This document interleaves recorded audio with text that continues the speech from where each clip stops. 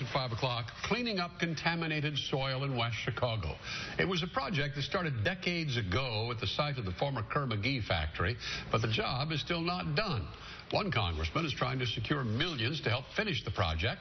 Eyewitness News political reporter Charles Thomas is here with the story. Charles? Ron, we have reported on this DuPage County toxic waste site since the 1980s. Those cleaning it up use a football analogy and worry that the game is about to stop with their team on the 1-yard line.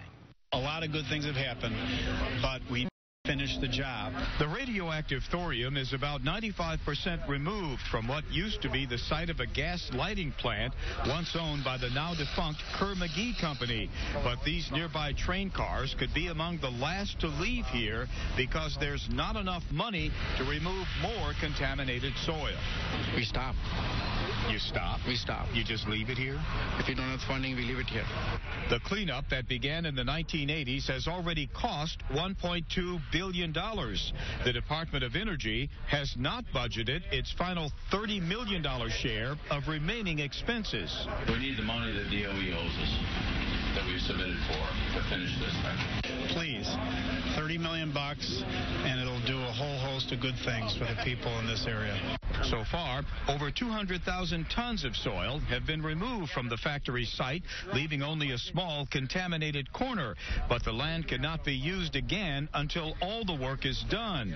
West Suburban Congressman Peter Roskam is leading the effort in Washington to convince politicians and bureaucrats there to awaken West Chicago from a 3-decades-long environmental nightmare. They've got a legal obligation to do it, and they just have basically said, and this is my interpretation, we'll get to it at some point. Well, that is no longer good enough. Let's get to it now, and let's get this done promptly.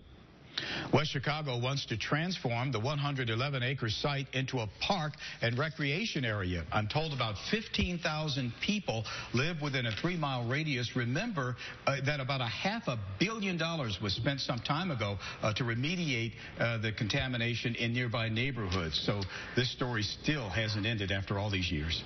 All right. Like your analogy, too. It was Kurt.